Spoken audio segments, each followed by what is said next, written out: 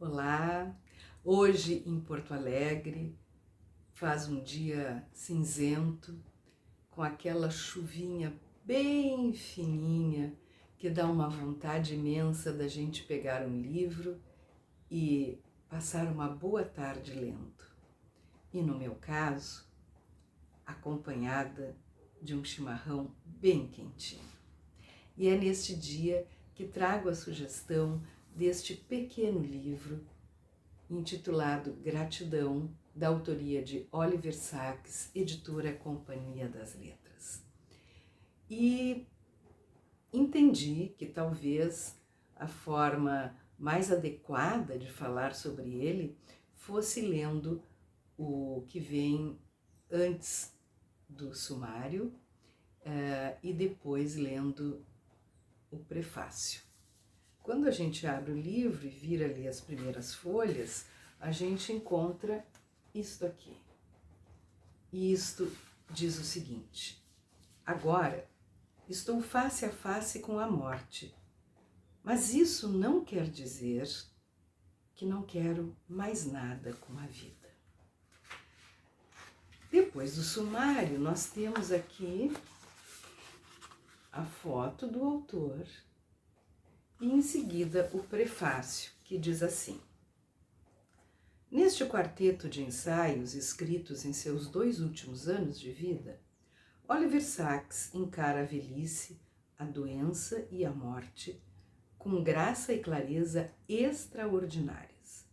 O primeiro, Mercúrio, redigido de uma assentada alguns dias antes de seu 80º aniversário, em julho de 2013, celebra os prazeres da idade avançada, porém sem omitir as fragilidades do corpo e da mente que ela traz. 18 meses mais tarde, pouco depois de concluir o primeiro esboço de suas memórias intituladas Sempre em Movimento, Dr. Sacks ficou sabendo que a forma rara de melanoma em seu olho, diagnosticada em 2005, apresentava agora metástase no fígado. Havia pouquíssimas opções de tratamento para aquele tipo específico de câncer, e o prognóstico médico era de talvez 6 meses de vida. Em poucos dias ele concluiu o ensaio My Own Life, no qual expressou seu inexcedível sentimento de gratidão por uma vida bem vivida. Hesitou, porém, em publicá-lo imediatamente. Seria prematuro? Convinha expor ao público a notícia de sua doença terminal? Um mês depois, literalmente, ao entrar na sala de cirurgia para um tratamento que lhe daria vários meses adicionais de vida ativa, ele pediu que o ensaio fosse enviado ao jornal The New York Times, que o publicou no dia seguinte. A extraordinária reação de solidariedade ao texto foi imediatamente gratificante para ele. Ele passou o período de maio, junho e começo de julho de 2015 com a saúde relativamente boa. Escreveu, nadou, tocou piano, viajou. Escreveu então vários ensaios, entre eles Minha Tabela Periódica, no qual reflete sobre o seu eterno amor pela tabela periódica dos elementos e sobre sua própria mortalidade.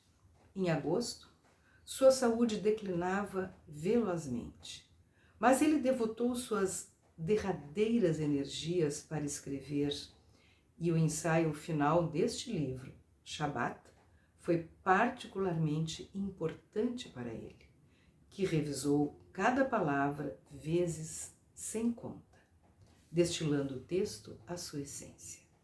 Shabbat foi publicado 2 semanas antes de sua morte, em 30 de agosto de 2015.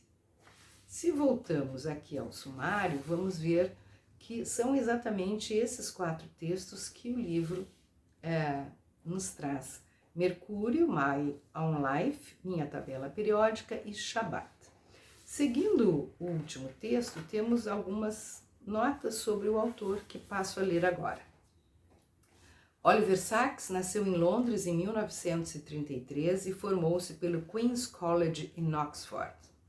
Concluiu sua especialização médica no Hospital Mount Zion, em São Francisco, e na Universidade da Califórnia, em Los Angeles. Mudou-se então para Nova York e logo encontrou os pacientes sobre quem ele escreveria em Tempo de Despertar. O Dr. Sacks trabalhou quase 50 anos como neurologista e escreveu muitos livros, entre eles O Homem que Confundiu Sua Mulher com um Chapéu, Alucinações Musicais e A Mente Assombrada, sobre as estranhas atribulações e doenças neurológicas de seus pacientes.